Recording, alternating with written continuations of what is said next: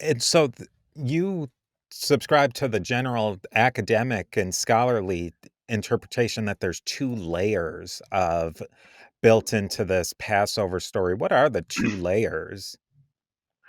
Yeah, so as I was researching Passover for my podcast, I learned that they found the two layers there, academics, and so the way they divide it is they said that the older layer is more universal. It's not specifically Hebrew. It's more like a regional thing that people were celebrating the spring festival everywhere. So it's more seasonal, right? It's more symbolic. And the second layer is a more nationalistic layer or national layer. It's harsher a little bit. It tells you who can and cannot attend Passover, who is included, who is excluded, how exactly you have to do everything. And there's even, I don't know, like a threat of violence, let's say. And the universal layer has a threat of excommunication. If you don't do this, then you're out of the group. So basically, those are the two layers, according to academics. I agree with that 100%. And I think that if we try to place these two layers at specific periods in time, I don't think it's very hard because there's only one universal period in the ancient world, like a truly universal period. That's the Persian period, where they rule the world from one side of the globe to the other of the known world, so to speak. And there's only one nationalistic period in Hebrew history that comes later, because the nationalistic layer comes later, and that's the Maccabean times when the Hebrews get national independence and they do a lot of national writing. And once we look at those two layers as written in these two periods in time, everything just slides together. And if we look a little bit ahead, we can see how it connects to Easter, I think. Yeah, I think that you can't even argue with it, that that makes perfect sense, that it would have that universal character in the ancient times, and then that leads into getting a new, basically nationalistic paint job to it in Maccabean times. I mean, it makes perfect sense.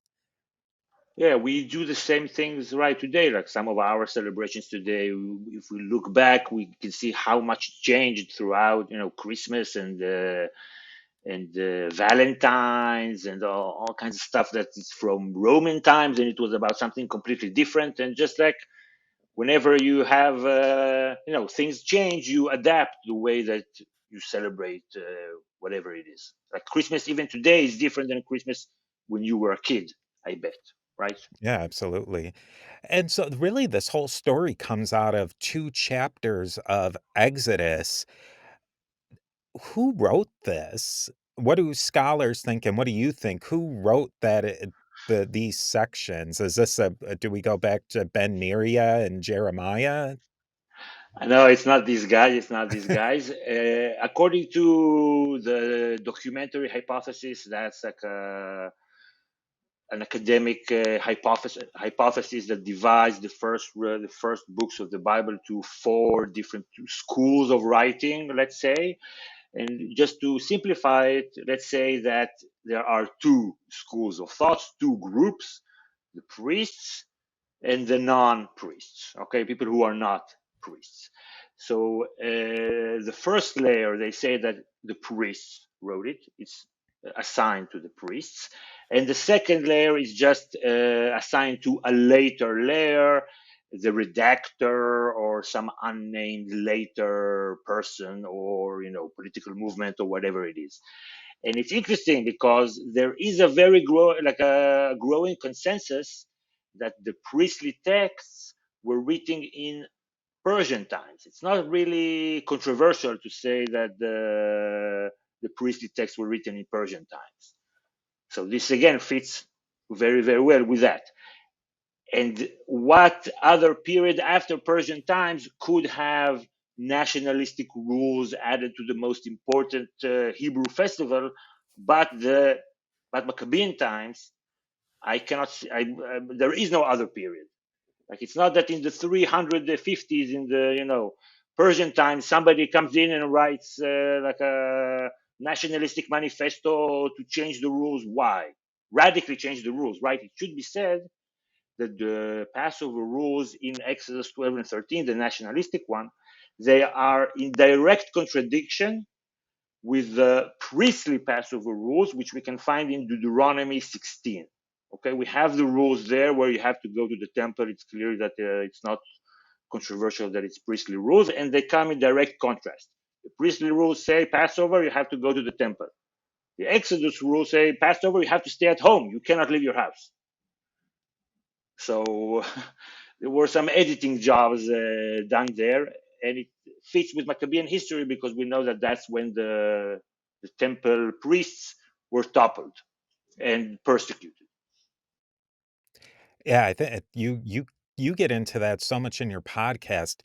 A lot of the Bible has been redacted and edited, and some of those edits are super smooth, and unless you know what you're looking for, it's really hard to see. And other ones, it's the obvious things that you're like, "Wow, that is a really choppy transition from one thing to the next." And, some of those choppiness, you can definitely get that choppiness in the Exodus story.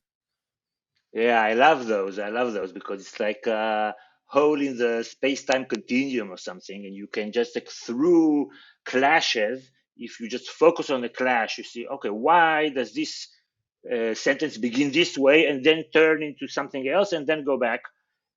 Once you try to, pull the strings and go, chase the leads, you can understand the logic. Why would someone change this, change that? A lot of changes and re-changes and re-changes that go much farther in history than academics are willing to admit. They think that no more changes to the Hebrew Bible were done after, I think, 250 BCE. But I don't think that this is correct. I think it goes even beyond 140 BCE. I'm starting to think that it goes a little bit farther in time. Such a huge part of that story is the setting and the setting of Egypt. Why did writers writing in Persian times and then into basically Hellenistic Greek times put their setting in Egypt and basically, at the very least, time immemorial? It's maybe 1,000 years, several hundred years at least before their time. Yeah, this is a very interesting quirk of history. The way that I traced it, okay, so the Hebrews, the Israelites, okay, from the ancient kingdom of Israel, that was destroyed by the Assyrians in 722 BCE. Okay, so those guys, before they were destroyed, they had these communal stories of having escaped from Egyptian persecution or oppression, something a little bit vague. We're not sure exactly how it went down, but they had these stories, and the oldest story of this kind that we can see, it's in Exodus. It's called the Song of the Sea. I don't remember which chapter it is, but the Song of the Sea, it's like maybe Exodus 16 or 18, something like that. So they had this old communal memory of being in Egypt. And then when the Babylonians destroyed Judea and deported Judeans to Babylonia, there the stories that they wrote about their captivity in Babylonia, but they wrote it in Egypt. First of all, because they already had these stories in Egypt, and it's basically you're adding to the universe, and you make it you make the old stories relevant because and you give hope. We did it once, we'll do it again. It makes sense. We do it today, even in movies and stories, like a remake. And another more, prosaic reason, they couldn't write about Babylonia because they were in Babylonia and they would die. We have evidence of Nebuchadnezzar, king of Babylon, burning Hebrews who are bad mouthing Babylonia. So they set it in Egypt. And they also have had a good reason to be angry at Egypt, who basically let them fall into Babylonian hands, and not they didn't come to help them as they promised.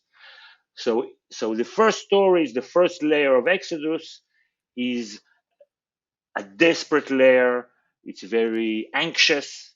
These stories were written during Babylonian times, and for example, when Moses says, "Let my people go," the entire sentence is, "Let my people go to the desert to worship Yahweh on his mountain."